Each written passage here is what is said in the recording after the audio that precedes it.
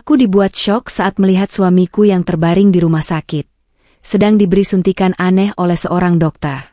Namun saat aku ingin mendatanginya, seorang dokter lain mendatangiku, lalu berkata bahaya.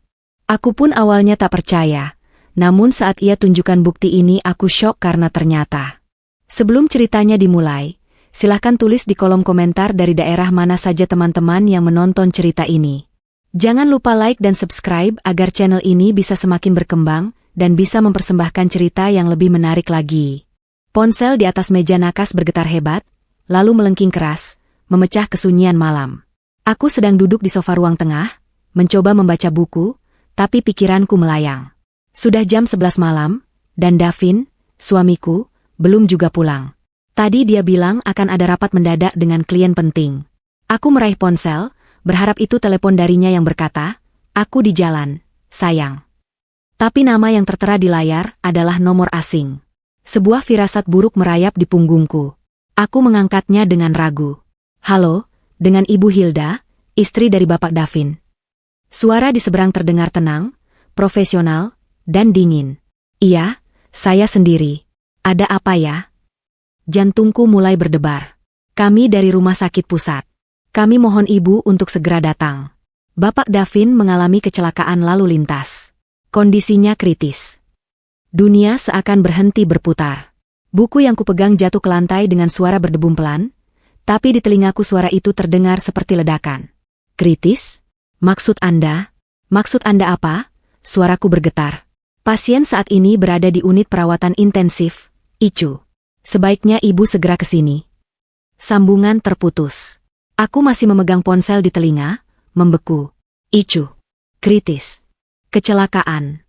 Kata-kata itu berputar-putar di kepalaku, tidak mau menyatu menjadi sebuah makna yang utuh. Ini pasti mimpi buruk. Aku menggigit bibir bawahku keras, merasakan nyeri dan asin darah. Ini nyata. Aku melompat dari sofa. Panik mulai mengambil alih. Apa yang harus kulakukan? Kunci mobil, dompet, jilbab. Aku berlari ke kamar, menyambar jilbab instan di gantungan, memakainya dengan tangan gemetar. Jarum pentulnya terasa tumpul, aku menusuk jariku sendiri, tapi aku tidak peduli. Aku menyambar tas tangan dan kunci mobil, berlari keluar apartemen tanpa mengganti daster yang kukenakan. Malam itu dingin, udara menusuk kulitku. Aku berlari ke basement, menuju mobil kami. Tanganku gemetar hebat saat mencoba memasukkan kunci ke lubang pintu. Gagal. Aku mencoba lagi, gagal lagi. Aku menangis dalam frustrasi. "Tenang, Hilda, tenang," bisikku pada diri sendiri. Aku menarik napas dalam, menghembuskannya perlahan, dan akhirnya berhasil membuka pintu. Aku mengemudi seperti orang gila. Jalanan yang biasanya ramai kini mulai lengang. Lampu-lampu kota berkelebat di luar jendela, kabur oleh air mata yang terus mengalir. Aku terus berdoa dalam hati. "Ya Tuhan, selamatkan Davin. Jangan ambil dia. Aku belum siap. Kami punya banyak rencana. Kami baru saja akan memulai." Radio mobil mati. Yang terdengar hanya deru mesin dan isak tangisku sendiri. Aku teringat percakapan kami pagi tadi. Davin tersenyum, mengikat dasinya. Dia bilang Burhan, sahabat sekaligus rekan bisnisnya, baru saja mendapatkan proyek besar. Dia sangat bersemangat. Dia mencium keningku sebelum pergi. "Nanti malam kita rayakan," katanya. Bagaimana bisa perayaan berubah menjadi tragedi secepat ini? Rumah sakit pusat menjulang di depanku. Gedung putih raksasa yang terasa mengancam. Aku memarkir mobil sembarangan di lobi darurat, mengabaikan teriakan petugas keamanan. Aku berlari masuk.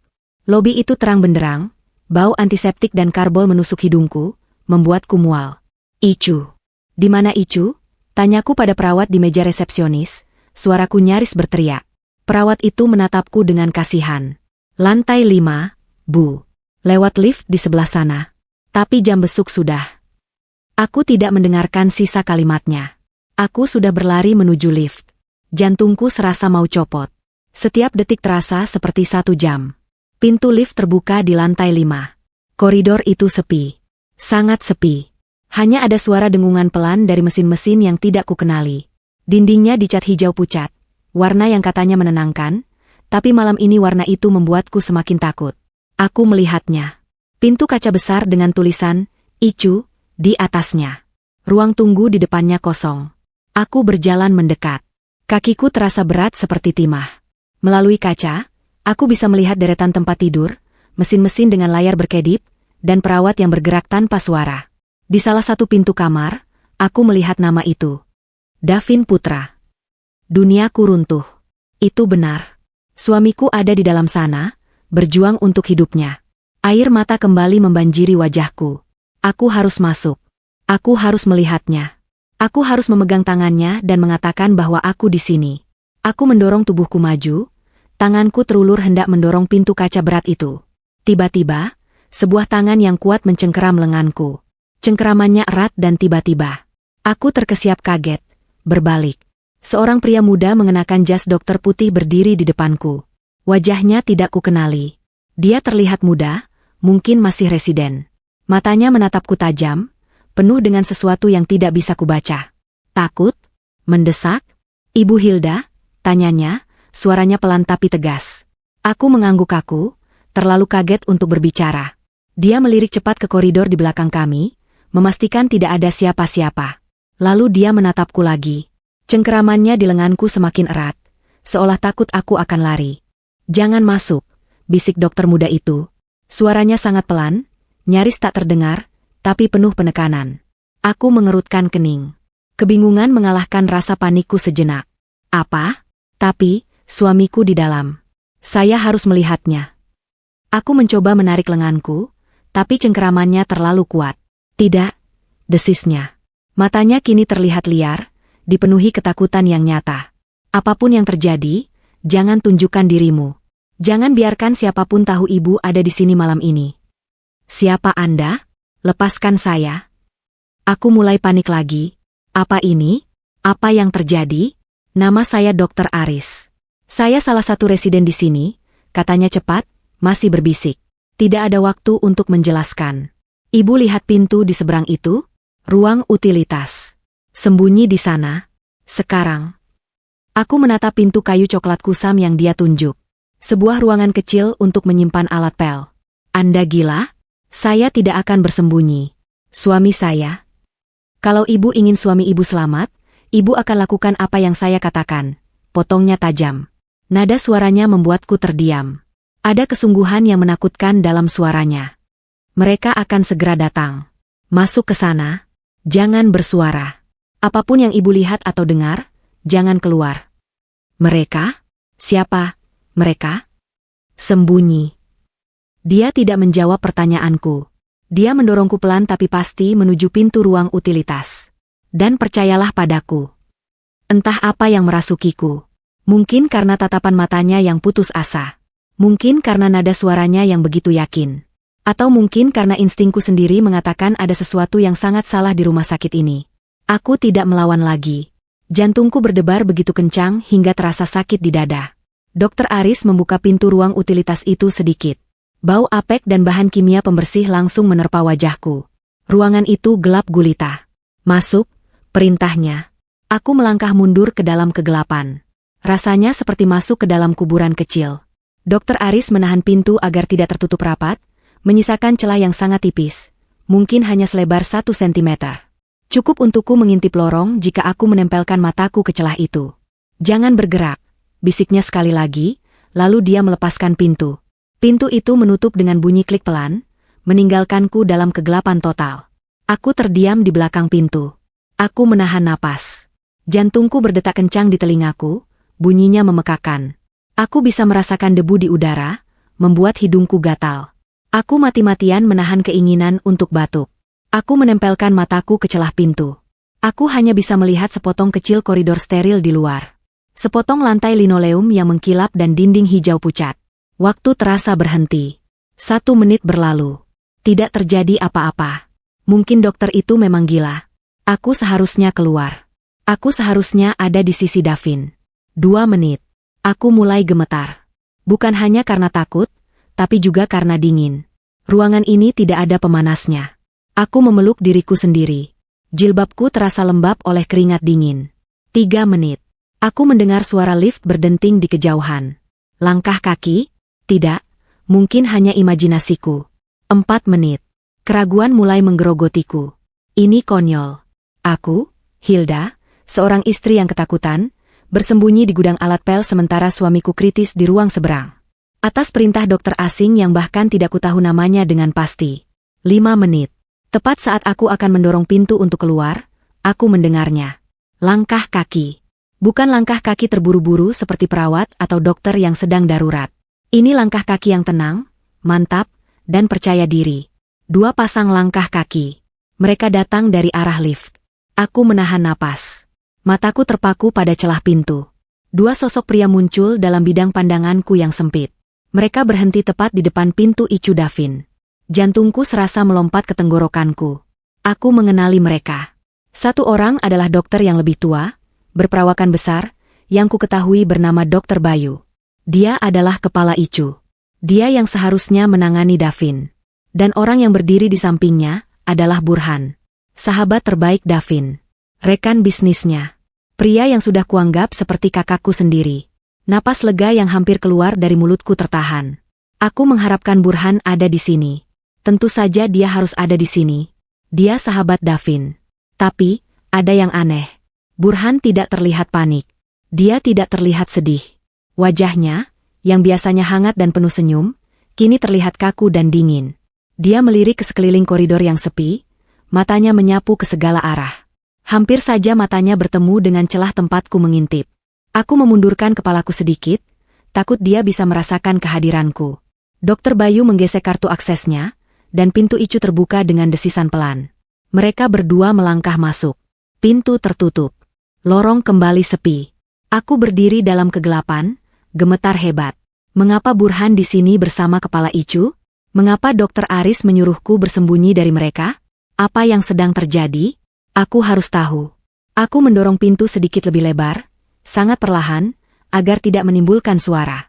Celahnya kini cukup lebar untuk melihat pintu kamar Davin. Pintu itu terbuat dari kaca, tapi bagian tengahnya buram. Aku hanya bisa melihat siluet. Siluet Dr. Bayu dan Burhan berdiri di samping tempat tidur. Lalu, aku melihat sesuatu yang membuat darahku serasa membeku. Sesuatu yang membuat seluruh tubuhku kaku karena horor. Aku melihat Dr. Bayu mengangkat sebuah jarum suntik.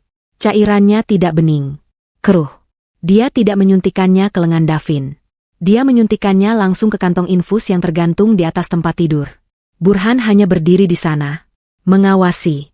Tidak mencegah. Kemudian, Burhan mengeluarkan sesuatu dari saku jasnya. Sebuah koper kecil, mungkin lebih mirip dompet tebal atau amplop besar. Dia menyerahkannya kepada Dr. Bayu. Dr. Bayu mengambilnya, mengangguk sekilas, lalu memasukkannya ke saku jas dokternya. Aku menutup mulutku dengan kedua tangan untuk menahan jeritan yang mengancam akan meledak dari dadaku. Aku syok. Lututku lemas. Ternyata, suamiku tidak sedang diselamatkan. Dia sedang dibunuh. Dan orang yang membayarnya adalah sahabatnya sendiri. Aku bersandar di dinding ruang utilitas yang dingin. Kakiku lemas, tidak sanggup lagi menopang tubuhku. Aku melorot ke lantai, di antara ember-ember dan kain pel kotor. Apa yang baru saja kulihat? Tidak. Itu tidak mungkin. Burhan? Sahabat suamiku? Pria yang menjadi pendamping Davin di pernikahan kami? Pria yang sering makan malam di rumah kami? Tertawa bersama kami? Merayakan keberhasilan kami? Tidak. Pasti ada penjelasan lain. Mungkin itu obat. Obat yang memang harus diberikan. Dan koper itu, mungkin itu bayaran untuk perawatan khusus. Ya, pasti begitu. Kepalaku mati-matian mencoba mencari alasan yang masuk akal, menolak menerima kengerian yang baru saja disaksikan mataku. Tapi bisikan Dr. Aris kembali terngiang. Sembunyi, dan percayalah padaku. Jika itu prosedur medis biasa, mengapa aku harus bersembunyi? Jika itu obat yang menyelamatkan nyawa, mengapa Dr. Aris begitu ketakutan? Dan mengapa Burhan yang memberikannya pada Dr. Bayu, bukan bagian administrasi? Dan mengapa Burhan terlihat begitu dingin, begitu licik? Aku mendengar pintu kamar ICU Davin terbuka lagi. Suara desisan pelan itu kini terdengar seperti lolongan iblis. Aku kembali mengintip. Dr. Bayu dan Burhan melangkah keluar. Pastikan dosisnya bekerja sesuai rencana, kata Burhan. Suaranya pelan, tapi di koridor yang sepi ini, suaranya terdengar jelas. Aku tidak mau ada kesalahan. Tenang saja, Pak Burhan, balas Dr. Bayu, suaranya datar dan profesional. Dalam 12 jam, kondisinya akan menurun drastis. Gagal jantung karena komplikasi trauma. Bersih. Tidak akan ada yang curiga. Bagus. Ingat perjanjian kita. Setelah ini selesai, sisa pembayaran akan langsung ditransfer, kata Burhan. Saya mengerti. Mereka berjalan santai menuju lift. Burhan bahkan sempat merapikan dasinya. Mereka tidak terlihat seperti dua orang yang baru saja mengunjungi sahabat yang sekarat. Mereka terlihat seperti dua rekan bisnis yang baru saja menyelesaikan sebuah transaksi. Transaksi. Suamiku adalah sebuah transaksi. Saat itulah penyangkalanku hancur. Syok itu berubah menjadi sesuatu yang lain. Sesuatu yang dingin dan tajam. Kemarahan. Kemarahan yang begitu pekat hingga membuatku mual. Darahku tidak lagi membeku. Darahku mendidih. Pintu lift berdenting dan menutup. Mereka pergi. Lorong kembali sepi. Beberapa detik kemudian, pintu ruang utilitas terbuka. Cahaya dari koridor menusuk mataku yang sudah terbiasa gelap. Dokter Aris berdiri di sana, wajahnya pucat pasi. Dia melihatku di lantai, gemetar, tapi bukan lagi karena takut. Anda dengar? Tanyanya pelan. Aku tidak menjawab. Aku hanya menatapnya dengan mata kering. Air mataku sudah habis. Dia mengulurkan tangan dan membantuku berdiri. Kakiku masih goyah. Dia menarikku keluar dari ruangan bau itu, membawaku ke sudut koridor yang agak tersembunyi, jauh dari pos perawat. Hilda, panggilnya lembut. Dia akan membunuh suamiku, kataku. Suaraku sendiri terdengar asing, serak dan penuh kebencian. Burhan.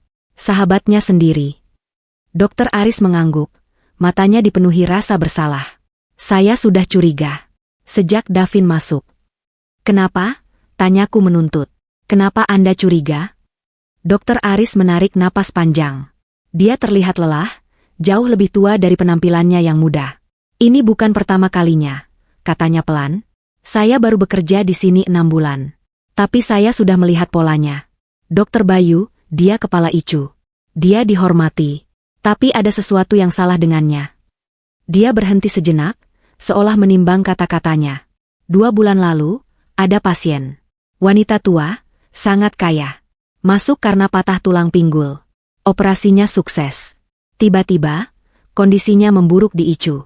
Komplikasi jantung. Dokter Bayu yang menanganinya. Pasien itu meninggal. Itu bisa saja terjadi, kan? Kataku, masih mencoba mencerna. Bisa. Tapi ahli warisnya terlihat terlalu lega, lanjut Dokter Aris. Dan bulan lalu, terjadi lagi. Seorang pengusaha. Stroke ringan.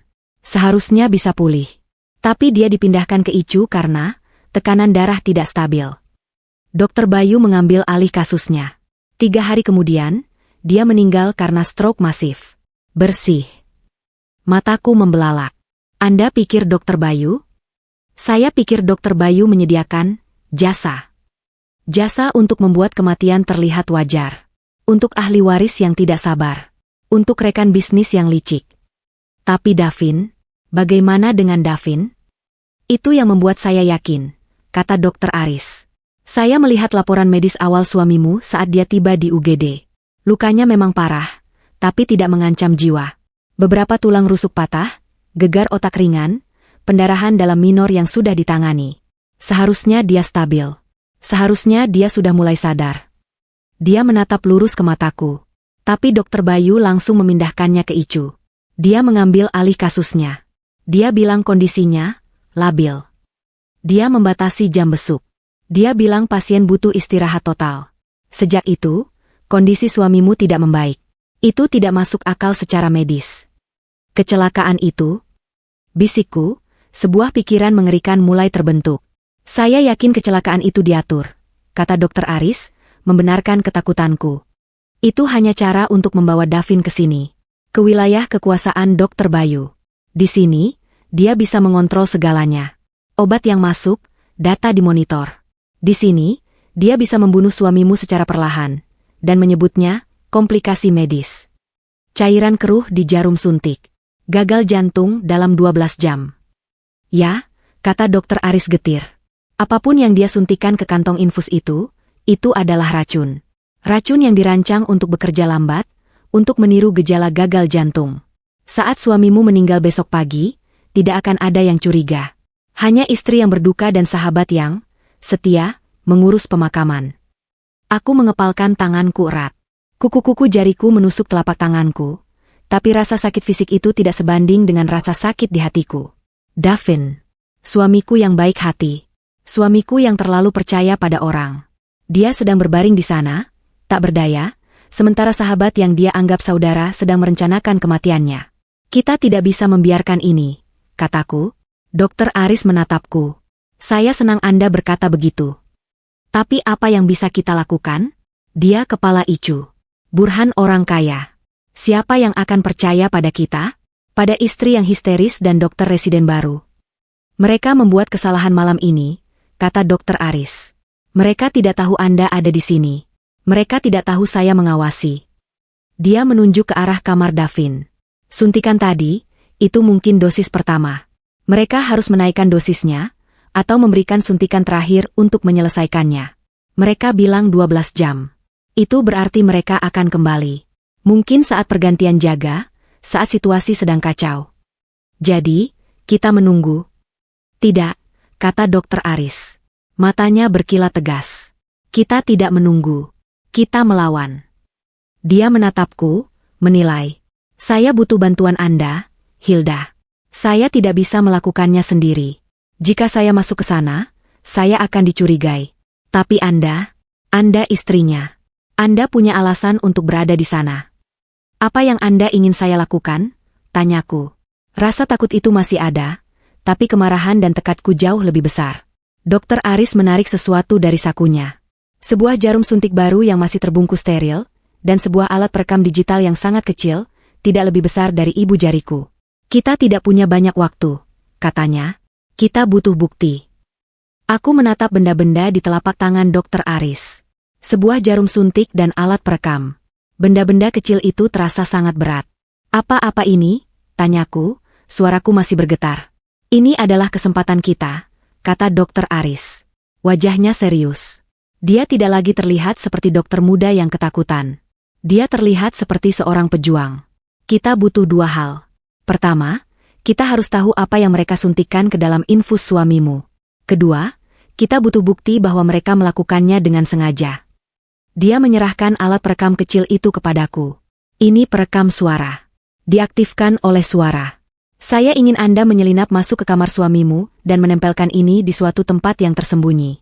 Di bawah rangka tempat tidur. Di belakang panel mesin. Di mana saja yang tidak akan terlihat. Menyelinap masuk. Ke kamar tempat suamiku diracuni. Jantungku berdebar kencang. Kapan? Sekarang, katanya. Kita tidak tahu kapan mereka akan kembali. Kita harus bergerak cepat. Tapi perawat, bisikku. Pos perawat berada tepat di seberang kamar Davin.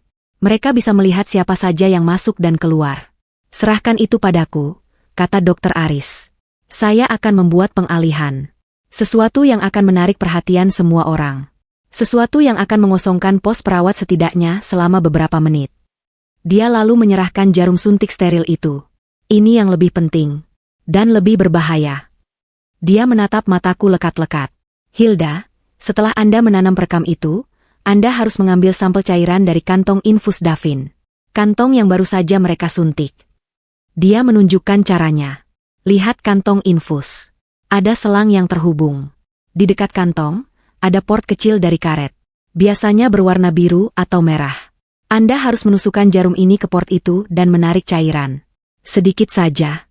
1 cc sudah cukup. Dia menunjuk tanda di jarum suntik itu. Tanganku mulai gemetar lagi. Bagaimana jika saya salah?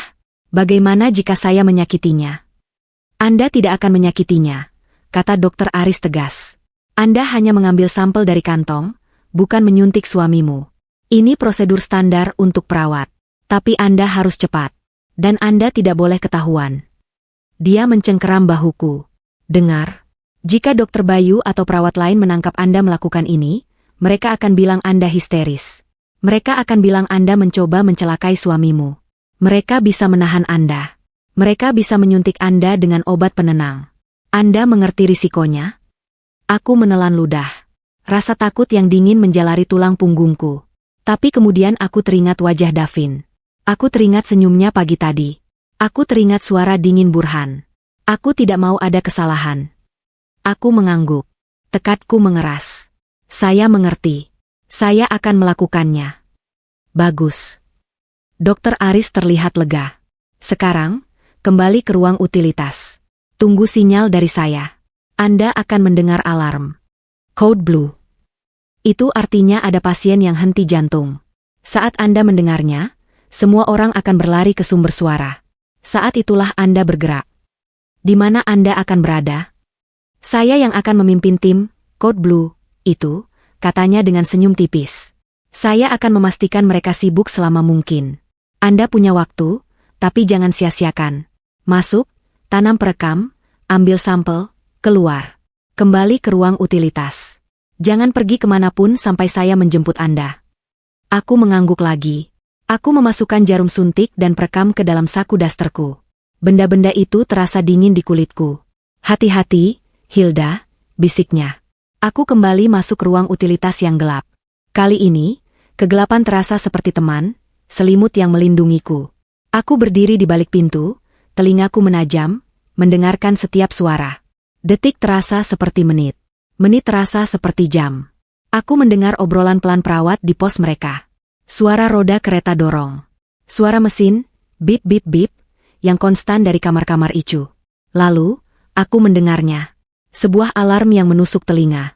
Dan suara dari interkom, Code Blue, kamar 509. Code Blue, kamar 509. Kamar 509. Itu di ujung koridor, arah yang berlawanan dari kamar Davin. Seketika, lorong menjadi riuh. Aku mendengar suara langkah kaki berlari. Banyak langkah kaki. Siapkan alat kejut. Ambil troli darurat. Suara-suara itu menjauh. Aku mengintip. Pos perawat kosong. Lorong di depanku kosong. Inilah saatnya. Jantungku serasa mau meledak. Aku mendorong pintu, melangkah keluar. Udara koridor terasa dingin.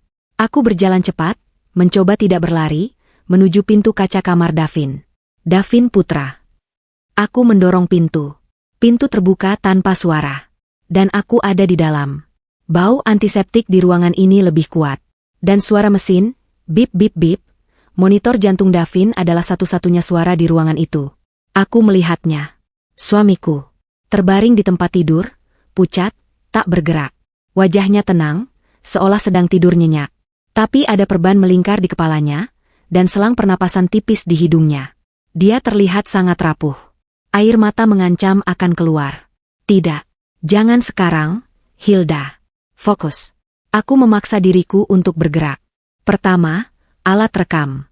Aku berlutut di lantai yang dingin, meraba-raba di bawah tempat tidur. Ada rangka logam di sana. Aku menemukan tempat yang datar, sedikit tersembunyi di dekat dinding. Aku menekan tombol rekam dan menempelkannya di sana. Selesai. Aku berdiri. Sekarang bagian yang sulit. Kantong infus. Aku melihatnya, tergantung di tiang di samping tempat tidur. Cairannya bening, tapi aku tahu Dokter Bayu telah menyuntikkan racun keruh itu ke dalamnya. Cairan itu kini mengalir pelan, tetes demi tetes, masuk ke selang, dan masuk ke pembuluh darah suamiku. Tanganku gemetar hebat saat aku mengeluarkan jarum suntik dari sakuku. Aku membuka bungkusnya. Aku melihat port karet berwarna biru di selang infus, tepat seperti yang dikatakan Dokter Aris. Maafkan aku, sayang, bisikku. Aku menahan napas. Aku membersihkan port itu dengan kapas alkohol yang sudah disiapkan Dokter Aris. Aku memegang jarum suntik. Aku harus menusuknya. Aku mendorong jarum itu masuk. Karetnya terasa alot, tapi jarumnya menembus. Aku menarik pendorong jarum suntik. Cairan bening dari selang itu terhisap masuk. 1 cc. Aku menarik jarum itu keluar. Berhasil. Aku menutupnya dengan hati-hati. Aku memegang bukti itu di tanganku. Racunnya. Aku sudah selesai. Aku harus pergi. Tapi aku tidak bisa. Aku hanya berdiri di sana, menatap wajah suamiku. Rasa cinta yang begitu besar memenuhiku, bercampur dengan amarah yang membara. Aku mengulurkan tangan, menyentuh pipinya yang dingin. Aku di sini, sayang, bisikku, suaraku pecah. Aku tahu apa yang mereka lakukan. Aku tidak akan membiarkannya. Bertahanlah. Kumohon, bertahanlah untukku. Aku membungkuk, ingin mencium keningnya. Tepat pada saat itu, aku mendengarnya. Sebuah erangan. Sangat pelan, nyaris tak terdengar di antara bunyi mesin. Hahaha nenen. Aku membeku. Mataku terpaku pada wajahnya. Davin, bisikku. Matanya masih terpejam rapat. Dia tidak bergerak. Tapi kemudian aku melihatnya. Sesuatu yang membuat jantungku berhenti berdetak sesaat. Dari sudut matanya yang terpejam, satu butir air mata mengalir perlahan. Mengalir di pelipisnya, membasahi rambutnya yang dekat dengan perban. Dia sadar. Dia tidak koma total. Dia terjebak di dalam tubuhnya sendiri. Dia mendengar setiap kata yang kuucapkan. Dia tahu aku ada di sini. Tiba-tiba, aku mendengar suara di koridor. Alarm palsu. Mesinnya error lagi. Suara langkah kaki. Mereka kembali. Panik melandaku. Aku harus keluar. Sekarang. Aku menatap Davin sekali lagi, air matanya masih basah di pipinya. Aku akan kembali, janjiku dalam hati. Aku berlari ke pintu, menariknya terbuka sedikit, mengintip. Koridor masih kosong, tapi aku bisa mendengar para perawat semakin dekat. Aku menyelinap keluar, berlari melintasi lorong, dan masuk kembali ke ruang utilitas. Aku menutup pintu tepat saat para perawat berbelok di tikungan. Aku bersandar di pintu, gemetar hebat. Tapi kali ini, bukan hanya karena takut. Di tanganku, aku menggenggam jarum suntik berisi bukti. Dan di hatiku, aku membawa gambaran air mata suamiku. Dia sadar. Dan dia sedang berjuang. Sekarang, aku juga akan berjuang. Aku bersandar di pintu ruang utilitas. Jarum suntik di tanganku terasa dingin dan berat. Bukti. Aku memilikinya. Tapi aku terjebak. Di luar sana, aku mendengar para perawat kembali ke pos mereka. Obrolan mereka terdengar pelan, mengeluhkan alarm palsu yang mengganggu istirahat mereka. Jantungku masih berdebar kencang, sisa-sisa adrenalin dari misiku yang nekat. Tapi sekarang, kenyataan mulai merayap masuk. Aku ada di dalam gudang gelap, bau apek dan pembersih lantai, sementara pembunuh suamiku berkeliaran bebas di rumah sakit ini. Dan Davin. Ya Tuhan, Davin. Dia sadar. Air mata itu mengubah segalanya. Ini bukan lagi hanya pembunuhan berencana yang licik. Ini adalah penyiksaan. Suamiku terbaring di sana, lumpuh, tak bisa bergerak, tak bisa berbicara, tapi dia sadar. Dia tahu apa yang terjadi. Dia mungkin mendengar percakapan Burhan dan Dokter Bayu. Dia mungkin merasakan racun itu bekerja di tubuhnya. Dan dia mendengar suaraku. Dia tahu aku ada di sana. Gelombang kemarahan baru, yang jauh lebih kelam dan lebih kuat, menggantikan rasa takutku. Aku tidak akan membiarkan mereka menyiksanya. Aku tidak akan membiarkan mereka menang. Aku mengepalkan jarum suntik itu begitu erat, hingga plastik pembungkusnya berderit. Aku harus keluar dari sini. Aku harus memberikan ini pada Dokter Aris. Aku menempelkan telingaku ke pintu kayu. Suara-suara di luar terdengar normal. Dengungan mesin. Langkah kaki sesekali. Obrolan pelan. Bagaimana aku bisa keluar tanpa terlihat? Jika perawat melihatku keluar dari ruang utilitas ini, pada jam segini, mereka akan curiga. Aku menunggu. Waktu serasa merayap. Setiap menit rasa seperti 1 jam. Aku mencoba mengatur napasku, menenangkan jantungku. Aku memikirkan Davin, memikirkan air matanya. Itu menjadi bahan bakarku. 20 menit berlalu. Tiba-tiba aku mendengar langkah kaki yang kukenali. Langkah kaki yang tenang dan terukur. Dokter Aris. Aku mengintip lewat celah.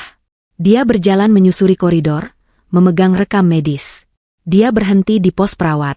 Aku bisa mendengar suaranya yang tenang. Saya akan memeriksa Tuan Davin di kamar 507 sebentar, katanya kepada perawat jaga.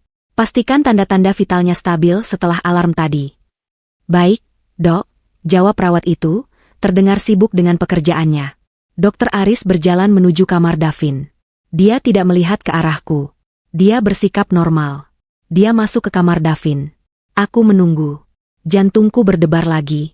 Apa yang dia lakukan? Beberapa menit kemudian, dia keluar. Dia menutup pintu kamar Davin dengan pelan. Lalu, dia berjalan kembali ke pos perawat. Dia meletakkan rekam medis itu. Semuanya stabil, katanya. Lalu dia melakukan sesuatu yang cerdik. Dia mengambil cangkir dari meja perawat, berjalan ke dispenser air di dekat ruanganku, dan seolah-olah tidak sengaja, dia menumpahkan air itu di lantai, tepat di depan pintu ruang utilitas tempatku bersembunyi. Oh, astaga, katanya, cukup keras untuk didengar perawat. Maaf, suster. Saya ceroboh. Lantainya jadi becek.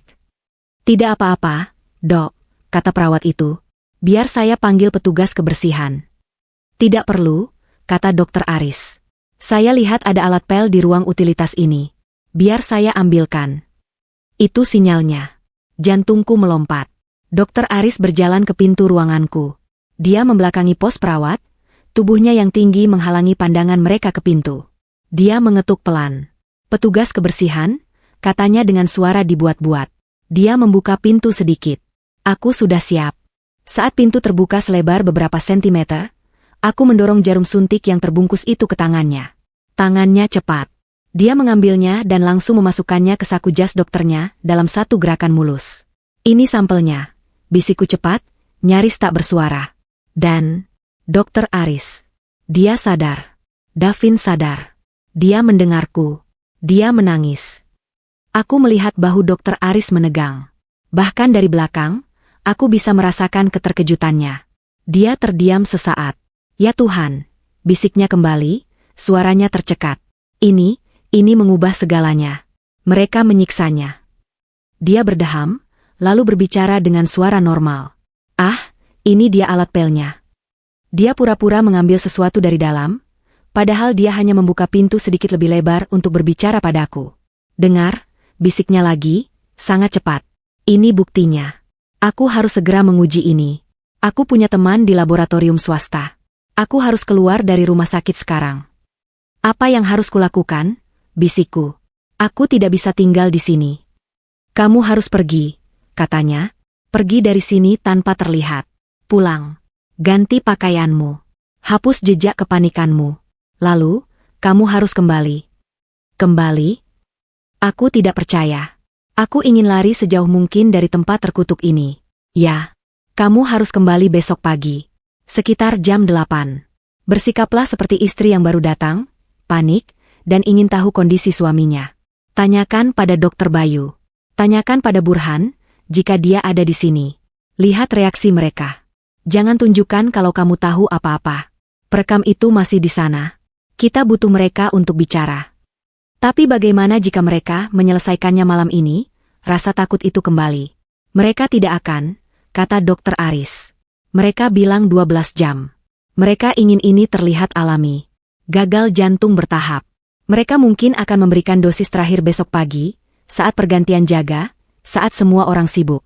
Aku akan coba mengawasinya dari jauh, tapi aku tidak bisa berbuat banyak tanpa ketahuan. Dia berhenti. Aku akan mencoba menukar kantong infusnya dengan saline biasa jika ada kesempatan. Tapi itu sangat berisiko. Sekarang, pergilah. Aku akan mengalihkan perhatian perawat. Saat aku memberi kode, pergilah. Apa kodenya? Tunggu, katanya. Dia menutup pintu, mengambil alat pel, dan benar-benar mengepel air yang tumpah. Dia mengembalikan alat pel itu, tapi tidak menutup pintu rapat-rapat. Dia kembali ke pos perawat. Sudah beres, suster. Maaf merepotkan, katanya. Terima kasih, Dok. Lalu aku mendengarnya. Ponsel Dokter Aris berdering keras. Dia menjawabnya. Apa? Di UGD? Tabrakan beruntun? Astaga. Baik, saya segera ke sana. Dia menutup telepon. Suster, ada darurat besar di UGD. Mereka butuh semua dokter residen. Saya harus lari. Dia berlari ke arah lift. Perawat jaga pun ikut panik. Sibuk menelepon ke UGD untuk konfirmasi. Itu dia. Pengalih perhatian kedua. Aku tidak menunggu lagi. Aku mendorong pintu, melangkah keluar. Koridor kosong. Pos perawat sibuk dengan telepon. Aku berjalan cepat, tidak berlari, ke arah lift di ujung yang berlawanan. Jantungku berdebar di tenggorokan. Aku menekan tombol lift. Rasanya seperti selamanya. Pintu terbuka. Aku masuk. Aku menekan tombol lobi. Pintu tertutup. Aku sendirian di kotak logam itu. Aku bersandar di dinding, gemetar hebat. Aku berhasil keluar. Aku membawa jarum suntik berisi bukti kepada Dokter Aris. Dan aku tahu suamiku masih berjuang. Perjalanan turun terasa lama. Saat pintu terbuka di lobi, aku berjalan keluar. Lobi masih terang, tapi lebih sepi. Petugas keamanan yang tadi meneriakiku sudah berganti jaga. Aku berjalan lurus ke pintu keluar otomatis. Udara dini hari yang dingin menerpa wajahku. Rasanya seperti tamparan, membangunkanku dari mimpi buruk. Tapi ini bukan mimpi. Aku sampai di mobilku. Aku duduk di belakang kemudi, tanganku gemetar di setir. Aku menatap gedung rumah sakit yang menjulang di depanku. Tempat itu bukan lagi tempat penyembuhan. Itu adalah sarang penjahat. Adrenalin mulai memudar. Yang tersisa adalah rasa lelah yang luar biasa dan rasa bersalah yang menghancurkan. Aku meninggalkan Davin di dalam sana. Sendirian. Sadar. Dan ketakutan. Aku memukul setir. Bertahanlah, sayang. Aku akan kembali, bisikku.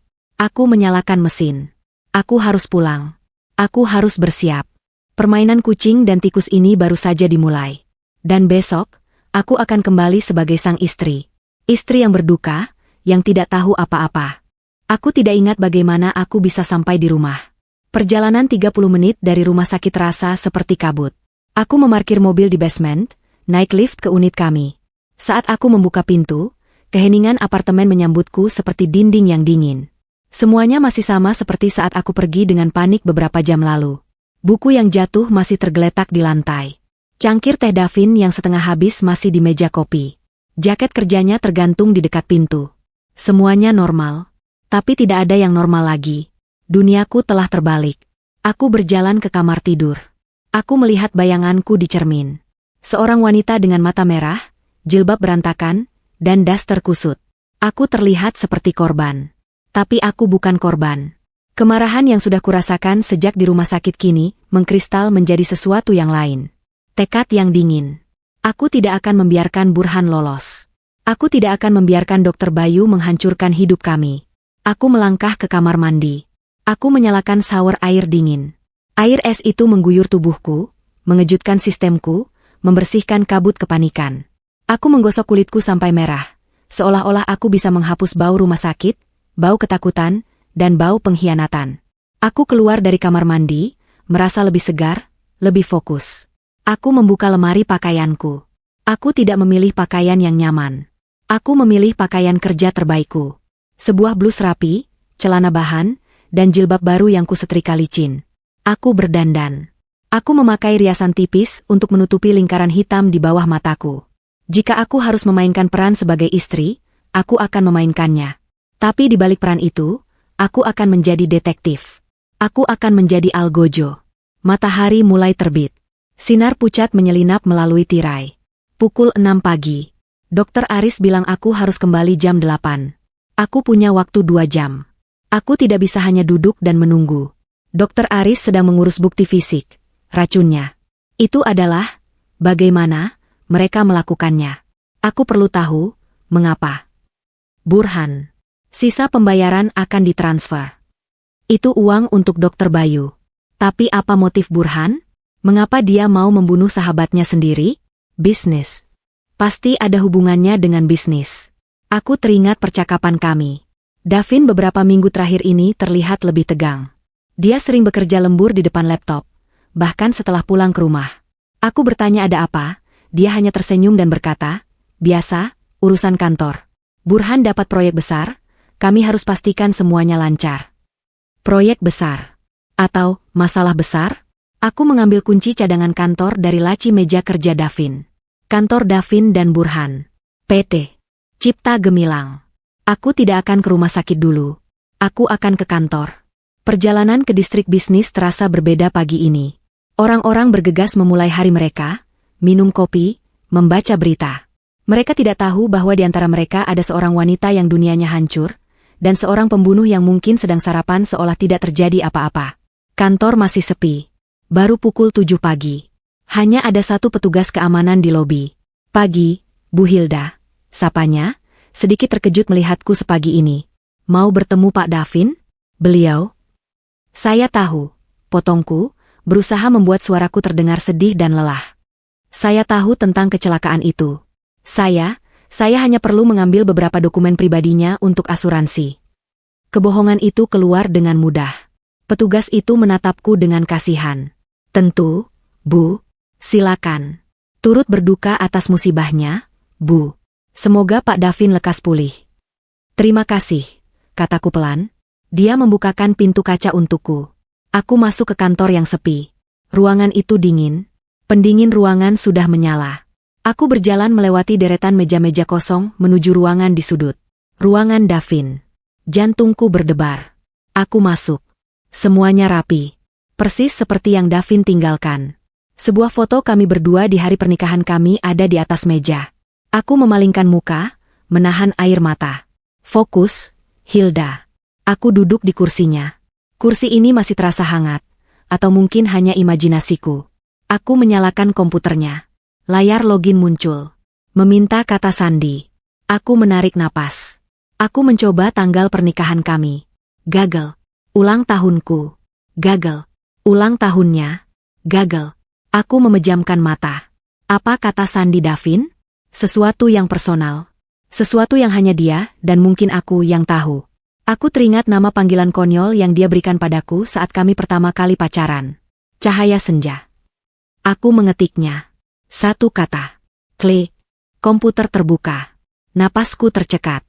Aku berhasil. Aku segera membuka program emailnya. Ratusan email masuk. Tagihan, laporan, memo. Aku menggunakan fungsi pencarian. Aku mengetik nama, Burhan. Puluhan email muncul. Korespondensi bisnis biasa. Rencana proyek. Jadwal rapat. Aku terus mencari. Pasti ada sesuatu. Lalu aku melihatnya. Sebuah folder di sisi kiri layar. Folder itu tidak bernama, proyek, atau klien. Folder itu bernama, pribadi_draft. Tanganku gemetar saat aku mengkliknya. Hanya ada satu email di dalamnya. Sebuah draft. Email itu belum terkirim. Ditujukan kepada Fahmi Rekan, pengacara perusahaan mereka. Subjek, pemberitahuan audit internal dan pemutusan kemitraan, Burhan. Jantungku serasa berhenti berdetak. Aku membuka email itu.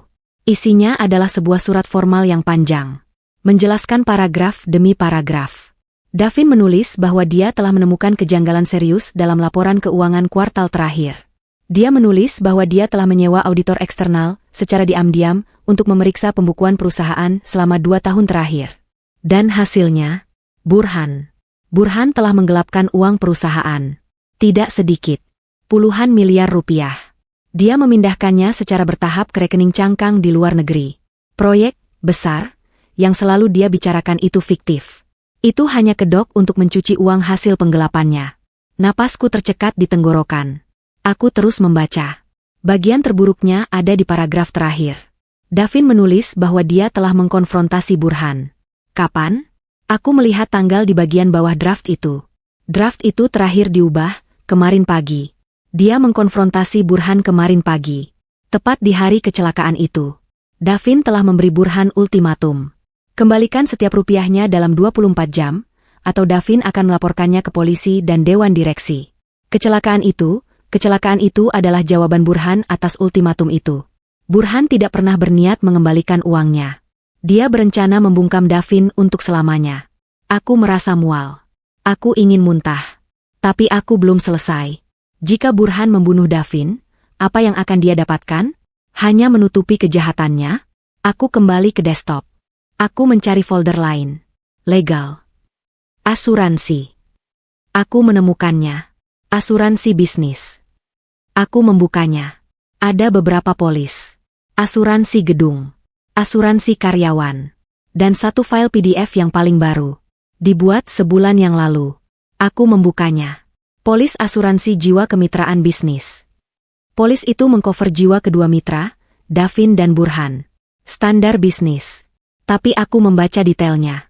Jika salah satu mitra meninggal dunia, seluruh saham bisnisnya akan secara otomatis dilikuidasi dan dibayarkan kepada mitra yang tersisa.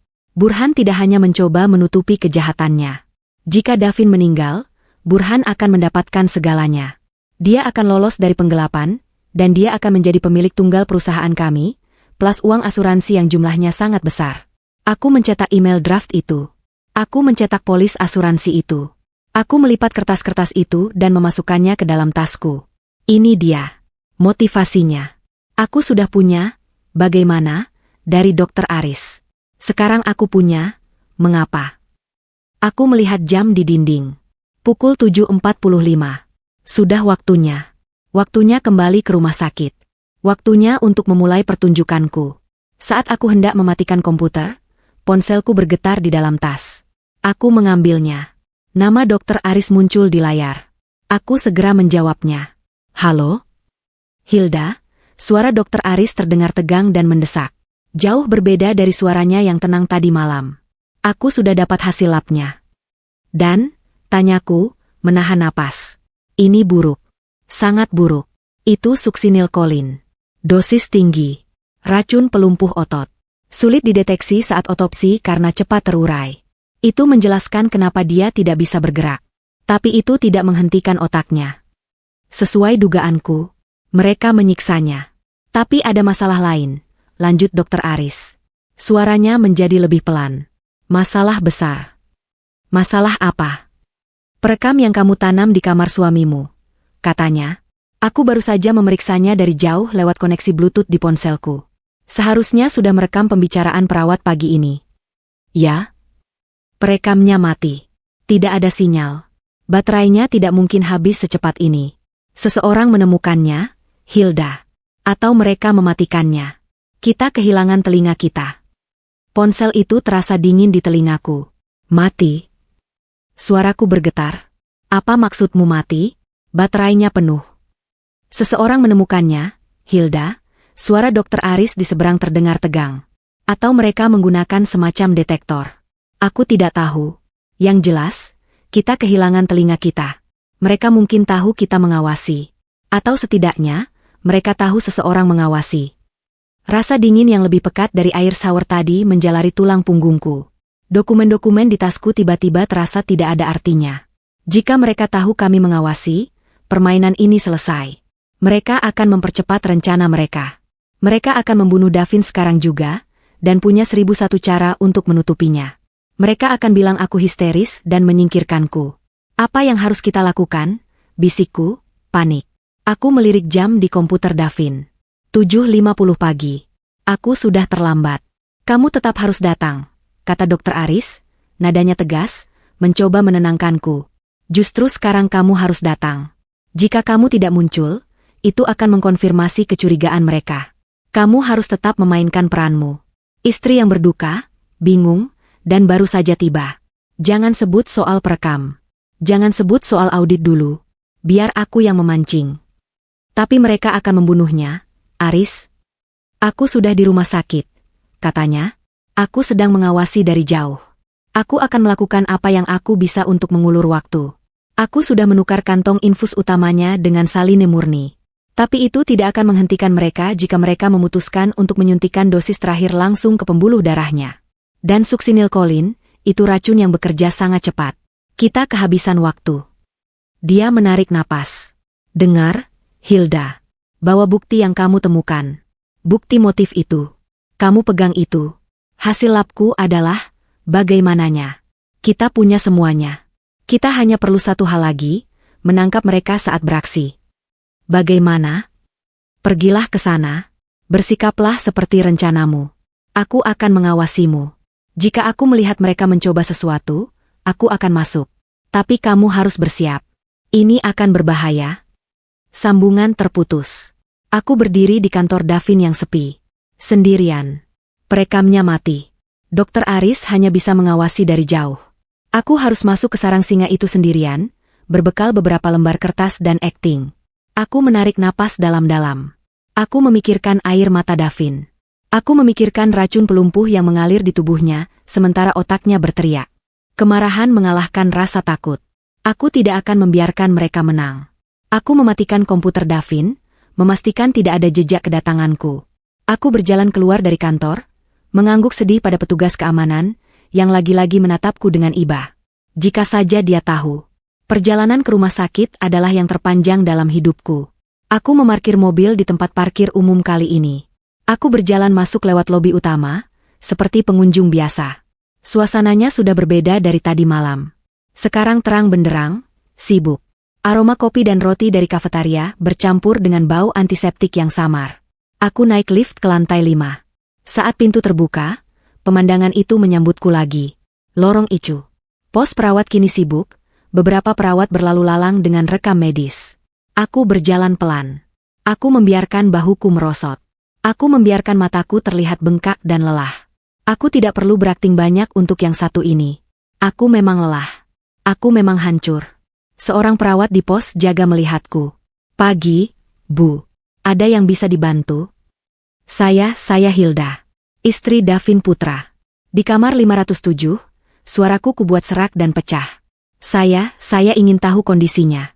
Semalam mereka bilang kritis. Perawat itu menatapku dengan iba. Sebentar ya, Bu Hilda. Biar saya panggilkan Dokter Bayu. Beliau yang memegang kasus suami ibu. Perutku melilit.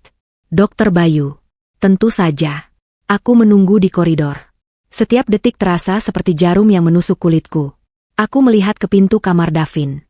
Pintu itu tertutup rapat. Kaca buramnya seolah mengejekku. Apakah dia masih di sana? Apakah dia masih hidup? Ibu Hilda? Aku berbalik. Dokter Bayu berdiri di sana. Dia mengenakan jas dokternya yang putih bersih. Wajahnya tenang, menunjukkan ekspresi simpati yang terlatih. Dia terlihat seperti dokter yang kompeten dan peduli. Dia terlihat seperti pembohong ulung.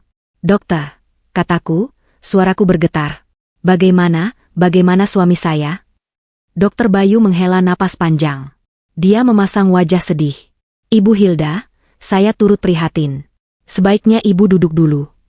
Dia menunjuk ke kursi di ruang tunggu. Tidak. Katakan saja. Saya kuat. Dia menatapku, seolah menilai. Kondisi Pak Davin, sayangnya, memburuk tadi malam. Kami sudah berusaha semaksimal mungkin, tapi trauma di kepalanya sepertinya menyebabkan komplikasi serius. Komplikasi apa? Tanyaku, mencengkeram tali tasku erat. Jantungnya, Bu, katanya dengan nada muram. Menunjukkan tanda-tanda gagal jantung akut. Tekanan darahnya terus menurun. Kami sudah memberikan obat-obatan terbaik, tapi... Dia menggelengkan kepalanya pelan. Dia berbohong. Dia berbohong tepat di depan wajahku.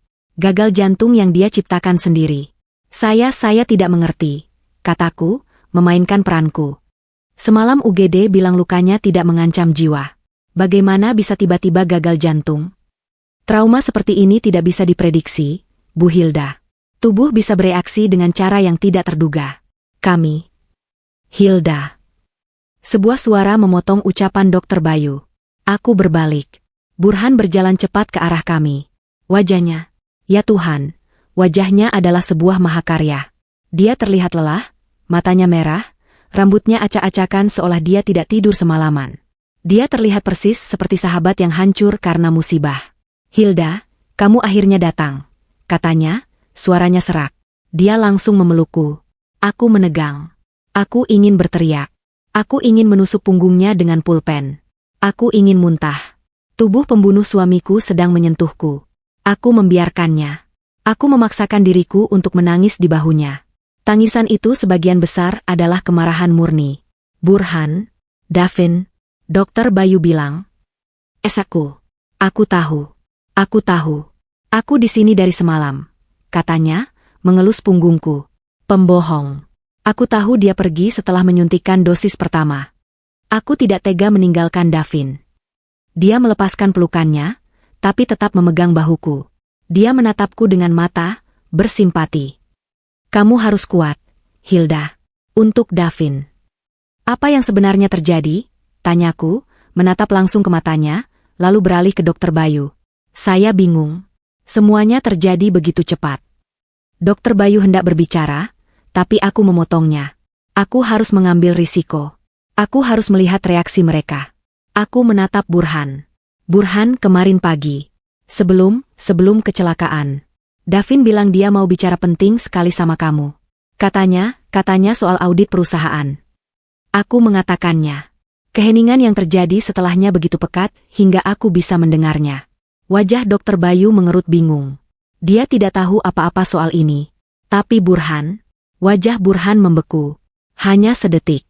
Senyum sedihnya membeku di tempat. Matanya yang lelah, tiba-tiba menajam. Pupil matanya melebar. Dia membeku. Itu dia. Dia pulih dengan cepat. Dia tertawa kecil, tawa yang terdengar kering dan dipaksakan. Audit? Hilda, kamu pasti salah dengar. Davin mungkin bilang, proyek. Kami sedang sibuk sekali. Aduh, kamu ini, di saat seperti ini kok kepikiran pekerjaan. Dia mencoba meremehkannya. Tapi aku melihatnya. Aku melihat kepanikan di matanya. Tidak, kataku, sedikit lebih tegas. Dia bilang audit. Dia terlihat sangat serius, Burhan. Dia bilang, Hilda, potong Burhan, kali ini suaranya lebih tajam, tidak lagi lembut. Cukup. Suamimu sedang berjuang untuk hidupnya di dalam sana. Dan kamu mau membahas pekerjaan? Kamu pasti sangat lelah dan syok. Dia memberi isyarat pada Dr. Bayu. Sebuah isyarat yang sangat cepat. Sebuah lirikan mata. Dr. Bayu, yang sedari tadi mengamati kami, langsung mengerti. Wajah profesionalnya kembali. Pak Burhan benar, Bu Hilda. Anda mengalami syok berat. Wajar jika pikiran Anda kacau. Dia melangkah lebih dekat. Suster, panggilnya ke pos perawat. Tolong bawakan Bu Hilda segelas air. Dan mungkin sedikit penenang ringan, untuk membantu beliau lebih rileks. Mereka mencoba membungkamku. Mereka pikir aku histeris. Mereka pikir aku tidak tahu apa-apa. Mereka salah. Saya tidak butuh penenang, kataku, suaraku naik. Saya butuh jawaban. Burhan dan Dr. Bayu saling pandang lagi. Kali ini, tidak ada lagi simpati di mata Burhan. Hanya ada kalkulasi dingin. Dia tahu aku tahu sesuatu. Perekam yang mati itu, mungkin bukan perawat yang menemukannya. Mungkin Burhan yang menyuruh seseorang memeriksanya setelah aku menyebut kata, audit. Mereka dalam bahaya. Dan mereka tahu itu. Aku harus keluar dari situasi ini. Aku harus bertemu Aris. Tapi sebelum aku bisa bergerak, aku melihat Dr. Bayu berbalik, membelakangiku sejenak, dan berbicara pelan pada Burhan. Aku punya pendengaran yang tajam. Dan di lorong yang tegang ini, bisikan mereka terdengar jelas. Dia tahu. Entah bagaimana, bisik Dr. Bayu, suaranya mendesak. Lalu apa? Balas Burhan, dingin. Kita tidak bisa mengambil risiko, kata Dr. Bayu. Kita harus selesaikan ini. Sekarang. Berikan dosis terakhir. Buat itu terlihat seperti henti jantung masif. Salahkan syoknya. Jantungku berhenti. Dosis terakhir. Mereka akan melakukannya sekarang. Tidak. Jeritan itu keluar dari mulutku sebelum aku bisa menahannya. Suaraku menggema di lorong steril itu. Perawat di pos jaga mengangkat kepala, terkejut. Beberapa orang di ruang tunggu keluarga di ujung koridor mengintip keluar. Burhan dan Dr. Bayu berbalik menghadapku. Wajah mereka kaget sesaat karena ledakanku. Hilda, tenanglah, kata Burhan, mencoba mengambil langkah ke arahku, mencoba meraih lenganku lagi. Wajah palsunya kembali terpasang. Jangan sentuh aku. Aku mundur selangkah. Tanganku gemetar, tapi bukan karena takut. Itu karena amarah yang meluap. Kalian membunuhnya? Kalian berdua? Mata Dr. Bayu menyipit. Bu Hilda, Anda histeris. Anda membuat keributan di ICU. Suster, panggil keamanan. Panggil saja, teriakku. Panggil polisi. Panggil semua orang. Biar mereka tahu apa yang kalian lakukan. Ini adalah pertaruhan. Aku tidak tahu di mana Dr. Aris. Aku tidak tahu apakah rencananya masih berjalan.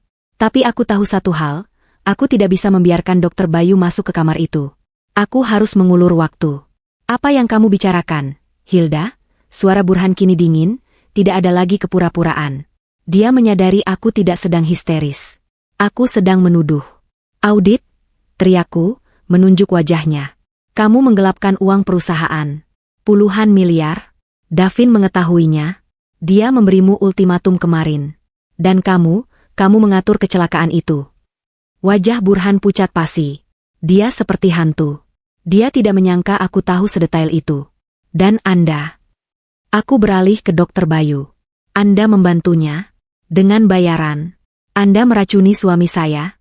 Anda menyebutnya komplikasi. Dr. Bayu terhuyung mundur seolah aku menamparnya. Ini konyol. Ini fitnah. Benarkah? Aku merogoh tasku.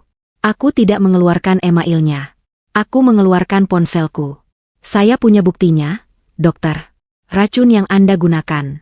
Suksinilkolin. Racun pelumpuh yang sulit dideteksi. Benar, kan? Aku mengarang. Dokter Aris yang punya buktinya, bukan aku. Tapi gertakan itu berhasil. Mata Dr. Bayu membelalak ngeri. Kata, suksinilkolin, adalah kata yang spesifik. Kata yang tidak mungkin diketahui oleh istri pasien yang histeris. Itu adalah paku di peti matinya. Dia tahu dia ketahuan. Dasar jalang. desisnya. Wajah profesionalnya lenyap. Yang tersisa adalah wajah pria yang panik, yang terpojok, dan yang berbahaya. Burhan, kata Dokter Bayu, suaranya tegang, dia tahu terlalu banyak. Kita harus lakukan saja, potong Burhan. Matanya menatapku dengan kebencian murni. Dia tidak peduli lagi dengan saksi. Dia hanya ingin ini berakhir. Urus dia. Apa yang terjadi selanjutnya berlangsung sangat cepat. Dokter Bayu, dalam kepanikan murni, tidak lagi berpikir rasional.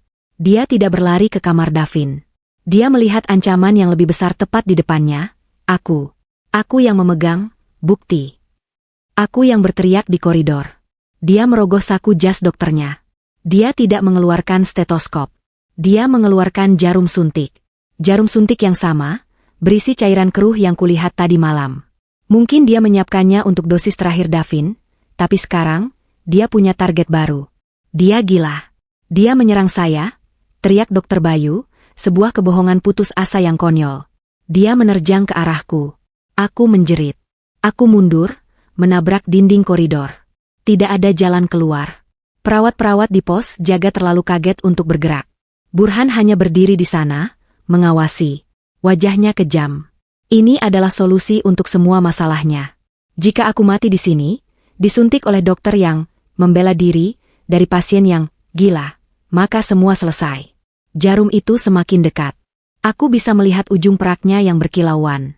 Aku memejamkan mata, mengangkat tanganku untuk melindungi wajahku. Polisi, jangan bergerak.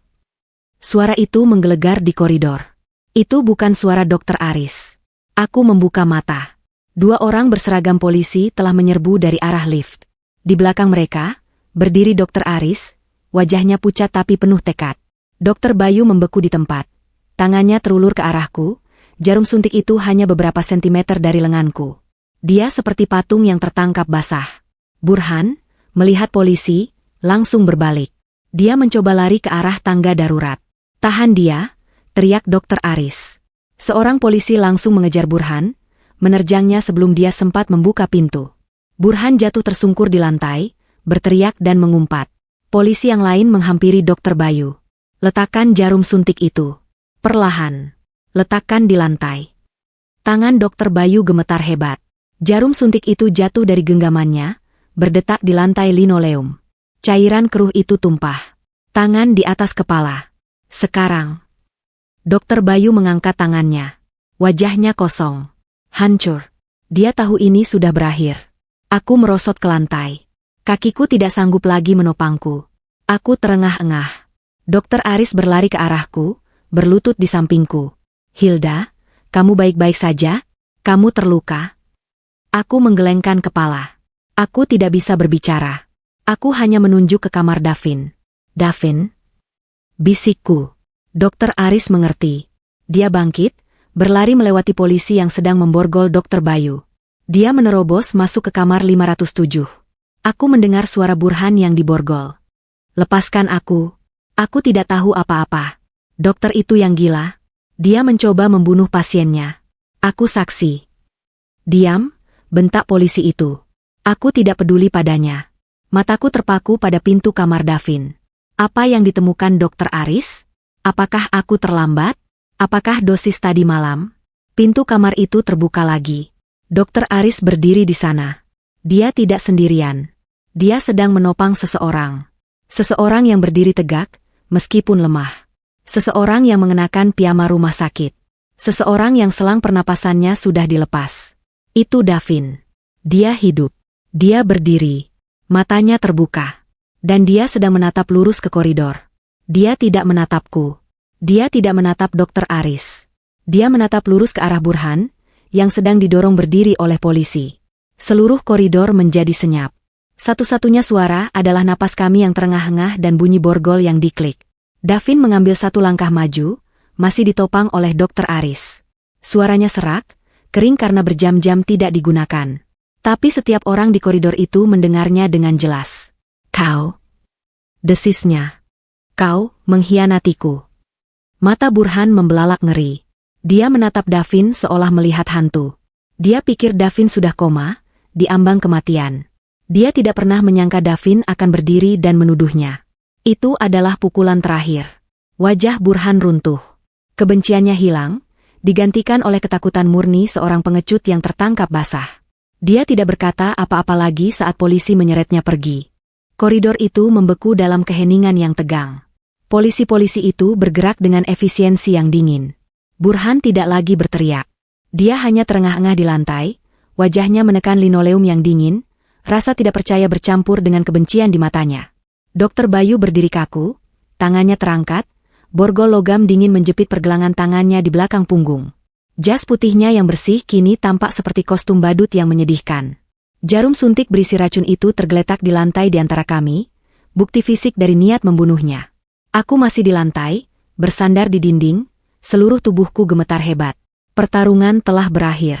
Adrenalin yang memompaku kini surut, meninggalkan rasa lemas yang luar biasa. Aku berhasil. Kami berhasil. Mataku tidak pernah lepas dari sosok di pintu itu. Davin. Suamiku. Dia masih berdiri, ditopang oleh Dokter Aris. Dia terlihat sangat kurus, pucat seperti mayat, tapi matanya menyala dengan api yang belum pernah kulihat sebelumnya. Napasnya pendek-pendek. Dia telah menggunakan sisa-sisa kekuatannya untuk satu kalimat terakhir yang menghakimi itu. Davin, bisikku. Nama itu keluar seperti embusan napas. Saat polisi mulai menyeret Burhan dan Dokter Bayu pergi, Burhan menoleh sekali lagi. Matanya bertemu dengan mata Davin. Tidak ada penyesalan di sana. Hanya ada kekalahan yang pahit. Kau seharusnya mati saja, desisnya. Polisi itu mendorongnya maju. Jalan. Mereka menghilang di tikungan menuju lift, dibawa pergi untuk mempertanggungjawabkan perbuatan mereka. Lorong itu perlahan kembali terisi dengan suara-suara. Para perawat yang kaget mulai berbisik. Pasien dari kamar lain mengintip. Tapi aku tidak mendengar mereka. Aku hanya melihat Davin. Kakinya gemetar. Dia hampir jatuh. Dokter Aris dengan sigap memegangnya. Suster, bawa kursi roda. Cepat. Aku bangkit. Kakiku goyah, tapi aku memaksanya bergerak. Aku berlari 3 langkah terakhir itu dan menerjangnya. Aku memeluk suamiku. Aku bisa merasakan tulang-tulangnya di balik piyama rumah sakit yang tipis. Dia terasa rapuh, tapi dia hangat. Dia hidup. Davin, Davin. Aku menangis. Bukan tangisan kemarahan atau ketakutan lagi. Itu adalah tangisan lega yang meluap, yang begitu dalam hingga rasanya menyakitkan. Aku membenamkan wajahku di dadanya, menghirup aroma rumah sakit dan aroma tubuhnya yang samar. Dia mengangkat satu tangannya yang gemetar. Tangannya terasa lemah, tapi dia berhasil membelai jilbabku. Hilda. Suaranya serak. Kamu menyelamatkanku. Aku mendengarmu, katanya lagi, pelan. Di dalam kegelapan. Aku mendengar suaramu. Seorang perawat datang dengan kursi roda. Dengan bantuan Dokter Aris, kami mendudukkan Davin. Dia terkulai lemas, matanya terpejam. Dia kehabisan tenaga. Dia tidak apa-apa, tanyaku panik pada Dokter Aris. Dia kelelahan, kata Dokter Aris. Napasnya juga terengah-engah. Antidotnya bekerja, tapi tubuhnya sudah melalui siksaan berat. Dia diracuni selama berjam-jam. Kita harus membawanya ke kamar yang aman. Jauh dari sini. Dokter Aris mendorong kursi roda itu. Aku berjalan di sampingnya, tanganku tidak pernah melepaskan tangan Davin. Kami melewati pos perawat yang kini dipenuhi polisi lain yang mengambil alih tempat kejadian. Dokter Aris membawa kami ke sebuah kamar perawatan pribadi di sayap yang berbeda. Kamar itu bersih, tenang, dan jendelanya menghadap taman. Kami memindahkan Davin ke tempat tidur. Dokter Aris segera memeriksa tanda-tanda vitalnya. Dia memasang infus baru. Kali ini, aku tahu isinya hanya saline dan vitamin. Dia stabil, kata Dokter Aris. Denyut jantungnya kuat, meskipun lambat. Dia hanya perlu istirahat. Dia perlu pulih. Aku duduk di kursi di samping tempat tidur. Aku menggenggam tangan Davin. Terima kasih, kataku pada Dokter Aris. Aku tidak tahu harus berkata apa. Kamu menyelamatkan kami. Dokter Aris duduk di kursi lain. Dia tampak lelah. Kita menyelamatkannya bersama, katanya. Dia menatap Davin yang tertidur. Saat kamu bilang dia menangis, saat aku tahu dia sadar, itu mengubah segalanya. Itu bukan lagi malpraktik. Itu penyiksaan. Bagaimana kamu bisa datang tepat waktu? Dengan polisi? Tanyaku. Aku pikir kita sudah kalah saat perekam itu mati. Dokter Aris menarik napas panjang. Itu adalah jam-jam terpanjang dalam hidupku. Setelah aku mendapat hasil lab, aku tahu kita punya bukti pembunuhan. Succinylcholine. Itu sangat spesifik. Tapi saat aku sadar perekam itu mati, aku panik. Aku tahu mereka menyadari sesuatu. Aku tahu Burhan tidak akan main-main. Dia akan mempercepat rencananya. Dia melanjutkan, aku tidak bisa mempercayai keamanan rumah sakit. Dokter Bayu adalah dewa di sini. Aku langsung lari keluar. Aku tidak menelepon polisi. Aku mengemudi langsung ke kantor polisi pusat. Mereka langsung percaya padamu. Tidak, katanya getir. Awalnya tidak. Mereka pikir aku dokter gila yang punya dendam pribadi. Tapi aku tidak menyerah. Aku berteriak di lobi. Aku menunjukkan hasil lab. Aku bilang ada pembunuhan sedang berlangsung di ICU rumah sakit pusat oleh kepala ICU-nya sendiri. Akhirnya, aku menarik perhatian seorang detektif. Dia mendengarkanku. Dia melihat kegilaan di mataku, tapi dia juga melihat kebenaran di hasil lab itu. Dia setuju untuk membawa 2 petugas. Kami tidak memakai sirine. Kami masuk diam-diam lewat pintu belakang. Kami sampai di lantai 5, dan kami mendengar teriakanmu. Dia menatapku. Teriakanmu yang menyebut nama Burhan, audit, dan Succinylcholine. Kamu memberikan mereka sisa bukti yang mereka butuhkan. Saat kami berbelok di tikungan, kami melihat Dokter Bayu menerjangmu dengan jarum suntik. Sisanya, kamu tahu sendiri. Kami terdiam sesaat. Bagaimana dengan Davin? Tanyaku. Bagaimana dia bisa berdiri? Tadi malam dia diracun penuh. Jelas Dokter Aris. Tapi aku berhasil mengulur waktu. Saat alarm, code blue, palsu itu, setelah kamu mengambil sampel, aku kembali. Aku tidak bisa menukar kantong infusnya, terlalu berisiko. Tapi aku menjepit selangnya, memperlambat alirannya hingga hampir nol. Racun itu masih masuk, tapi sangat lambat. Lalu, lanjutnya, saat aku datang dengan polisi, hal pertama yang aku lakukan adalah berlari ke kamarnya. Aku memutuskan infus beracun itu. Aku menyuntikkan neostigmin. Itu antidot untuk pelumpuh otot. Butuh beberapa menit, tapi itu cukup untuk mengembalikan kendali ototnya. Tentu saja, aku tidak menyangka dia akan langsung berdiri. Itu murni tekadnya. Dia mendengar Burhan. Dia mendengar kamu dalam bahaya. Adrenalin dan kemarahannya melakukan sisanya. Mata Davin terbuka. Dia tidak tertidur lelap. Aku mendengarnya, bisik Davin. Aku dan Dokter Aris mencondongkan tubuh ke depan. Sejak kecelakaan itu, kata Davin, suaranya lemah tapi jelas. Itu bukan kecelakaan. Burhan. Dia menabrak mobilku. SUV hitam. Mendorongku ke jurang. Mataku membelalak ngeri. Aku pingsan. Saat aku sadar, aku di UGD. Aku bingung. Aku tidak bisa bergerak banyak. Lalu mereka membawaku ke ICU. Aku mendengar suara Burhan. Dia terdengar lega. Lalu aku mendengar Dokter Bayu. Davin memejamkan mata, seolah mengingat kengerian itu. Mereka bicara. Burhan bilang, Davin tahu segalanya. Dia harus diam. Lalu aku merasakan suntikan. Bukan di infus. Di leherku. Rasanya dingin. Dan tiba-tiba, aku tidak bisa bergerak. Sama sekali. Aku tidak bisa membuka mata. Aku tidak bisa bicara. Aku tidak bisa menggerakkan jari. Tapi aku bisa mendengar. Lanjutnya, aku mendengar mereka merencanakan gagal jantungku. Aku mendengar mereka tawar-menawar harga. Aku mendengar Burhan pergi. Aku sendirian. Terjebak. Aku pikir aku akan mati di sana. Aku berteriak dalam kepalaku, tapi tidak ada yang keluar. Dia berhenti, napasnya tersengal. Lalu kamu datang. Dia menatapku, matanya berkaca-kaca. Kamu masuk. Kamu menyentuhku. Aku mendengar suaramu. Aku di sini, sayang. Kamu adalah jangkarku, Hilda. Aku memfokuskan seluruh sisa tenagaku untuk memberimu sinyal. Aku mencoba berteriak.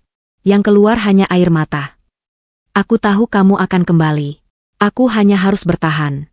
Aku menghabiskan malam itu melawan racun, melawan rasa putus asa. Aku hanya memikirkan suaramu. Aku menangis lagi, memegang tangannya erat. Pintu kamar terbuka. Detektif yang tadi memimpin penangkapan masuk. Wajahnya serius. Ibu Hilda, Pak Davin, Dokter Aris. Maaf mengganggu istirahat Anda. Dia melihat kondisi Davin. Pak Davin, Kami akan membutuhkan pernyataan resmi Anda, tapi itu bisa menunggu sampai Anda lebih kuat. Dia menatapku. Ibu Hilda, Anda bilang Anda punya bukti lain? Soal motif. Aku mengangguk. Tanganku masih gemetar saat aku membuka tas. Aku mengeluarkan lembaran kertas yang kuambil dari kantor Davin. Draft email audit. Polis asuransi jiwa. Aku menyerahkannya pada detektif itu. Dia membacanya. Alisnya terangkat. Dia membaca lagi. Dia mengumpat pelan di bawah napasnya. Dia menatap kami bertiga. Audit penggelapan. Polis asuransi jiwa bisnis. Kesaksian korban yang terjebak. Sampel racun. Dan penangkapan basah percobaan pembunuhan ganda di lorong Icu. Dia menggelengkan kepalanya. Ini bukan hanya kasus percobaan pembunuhan. Ini adalah kejahatan terencana yang luar biasa. Kalian bertiga, kalian baru saja membongkar semuanya. Dia memasukkan kertas-kertas itu ke dalam kantong bukti. Perjalanan masih panjang. Kita akan menghadapi persidangan. Tapi aku bisa jamin satu hal. Dia menatap kami dengan tegas. Burhan dan Dr. Bayu tidak akan pernah melihat dunia luar lagi. 6 bulan kemudian. Ruang sidang pengadilan negeri penuh sesak. Udara terasa tegang. Kilatan kamera menyambut kami saat aku, Davin, dan Dr. Aris berjalan masuk. Davin tidak lagi di kursi roda.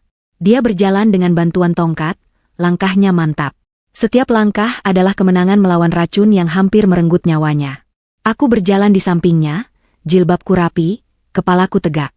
Dr. Aris berjalan di belakang kami, tenang dan profesional. Kami bukan lagi korban yang bersembunyi. Kami adalah saksi. Persidangan ini telah menjadi berita utama nasional. Skandal Icu, dan pengkhianatan sang sahabat. Burhan dan Dr. Bayu duduk di kursi pesakitan. Burhan, dengan tim pengacara mahal, masih berusaha terlihat arogan, mengenakan setelan jas terbaiknya. Tapi lingkaran hitam di bawah matanya dan cara dia menghindari tatapan Davin menunjukkan kepanikan di dalamnya. Dr. Bayu, sebaliknya, terlihat hancur. Dia menua 20 tahun dalam 6 bulan. Dia tahu karirnya, hidupnya, sudah berakhir. Satu persatu, kami memberikan kesaksian. Dr. Aris naik ke podium lebih dulu. Dia dengan tenang dan metodis menjelaskan bukti ilmiah. Dia memaparkan hasil lab suksinilkolin. Dia menjelaskan bagaimana racun itu bekerja, bagaimana itu akan membunuh Davin secara perlahan, meniru gagal jantung. Kemudian, jaksa membawanya ke puncak. Mereka membuka kasus-kasus lama. 5 kematian mencurigakan lainnya di Icu Dr. Bayu selama 3 tahun terakhir. Semuanya pasien kaya, semuanya meninggal karena komplikasi mendadak. Sebuah pola yang mengerikan terungkap. Dr. Bayu adalah pembunuh berantai yang disewa. Pengacara Burhan mencoba menyerangnya, menuduhnya sebagai dokter muda ambisius yang menjebak atasannya. Dr. Aris tidak goyah. Saya menjadi dokter untuk menyelamatkan nyawa, bukan untuk menonton pembunuhan. Saya melihat kejahatan, dan saya melaporkannya. Lalu giliranku. Aku menceritakan semuanya. Telepon malam itu. Peringatan Dr. Aris. Suara-suara di balik pintu ruang utilitas.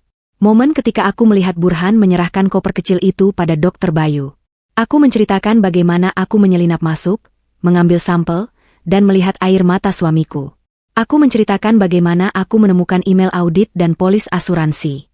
Saat aku menatap Burhan, aku tidak merasakan takut. Aku hanya merasakan jijik. Pengacaranya mencoba melukisku sebagai istri yang histeris dan tidak stabil secara emosional. Jadi, Anda ingin kami percaya bahwa Anda, tanpa pelatihan medis, melakukan misi mata-mata di Icu.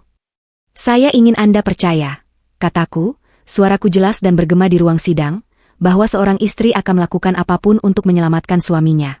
Saya melihat mereka mencoba membunuhnya. Dan saya mengambil buktinya. Tapi kesaksian yang menghancurkan segalanya adalah dari Davin. Dia berjalan perlahan ke podium, menolak bantuan. Dia berdiri tegak, memegang tongkatnya. Ruang sidang hening. Dia menatap juri. Dia menatap hakim. Lalu, dia menatap Burhan. Pria itu, katanya, menunjuk Burhan, bukan hanya rekan bisnis saya. Dia adalah sahabat saya. Dia adalah saudara saya. Saya mempercayainya lebih dari siapapun. Davin menceritakan semuanya. Pertemuan pagi itu. Konfrontasi tentang penggelapan. Dia menceritakan bagaimana Burhan terlihat panik, tapi kemudian tersenyum dan berkata, "Tenang saja, Vin. Semua akan beres. Saya tidak tahu, lanjut Davin, suaranya bergetar karena emosi yang tertahan, bahwa membereskannya berarti menabrak mobil saya dan mendorong saya ke jurang. Ruang sidang tersentak. Davin kemudian menceritakan kengerian di ruang ICU. Saya tidak bisa bergerak, katanya. Saya lumpuh total. Tapi saya bisa mendengar. Saya mendengar dia menawar nyawa saya dengan Dokter Bayu. Saya mendengar mereka merencanakan pemakaman saya. Saya mendengar dia bertanya kapan saya akan mati. Saya berbaring di sana, berteriak di dalam kepala saya, tenggelam dalam kegelapan.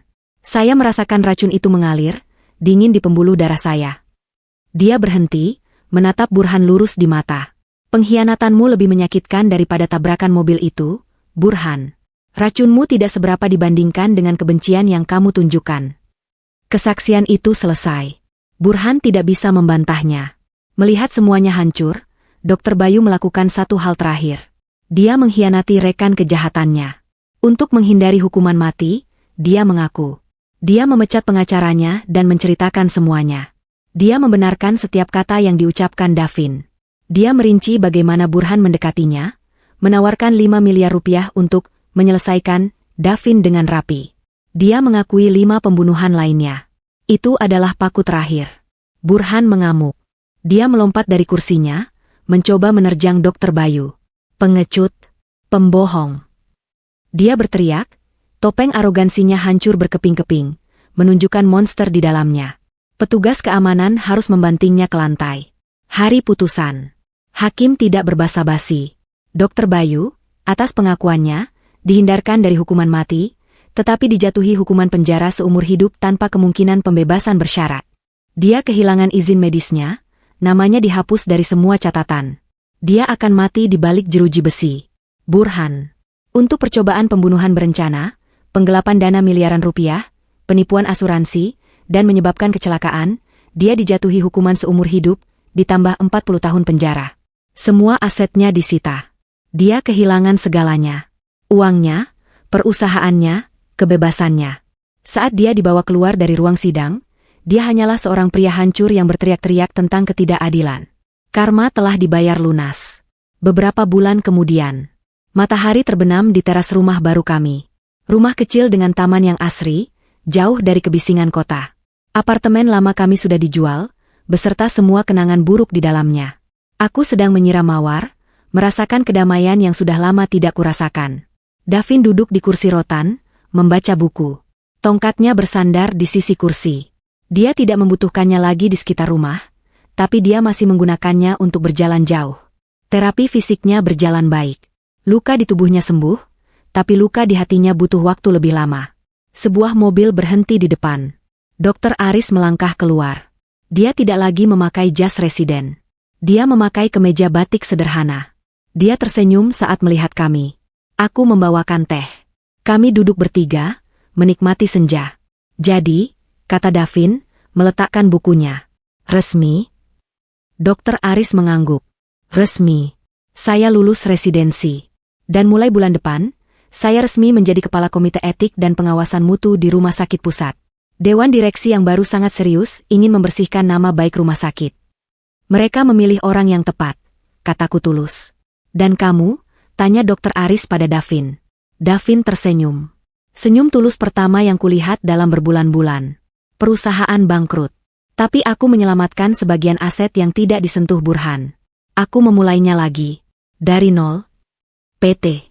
Cipta Gemilang? Tanya Aris. Bukan, kata Davin, tangannya meraih tanganku. Namanya PT. Cahaya Senja. Aku tersenyum, hatiku menghangat. Kami duduk dalam keheningan yang nyaman, memandangi langit yang berubah warna dari oranye menjadi ungu. Perjalanan kami sangat berat. Kami telah melihat sisi tergelap dari sifat manusia. Pengkhianatan, keserakahan, dan kekejaman. Tapi kami juga melihat sisi terbaiknya. Keberanian, kesetiaan, dan keadilan. Kami selamat. Kami berdua hidup. Dan di depan kami, di bawah cahaya senja yang damai, terbentang kehidupan baru. Kehidupan kedua yang kami perjuangkan dengan sekuat tenaga.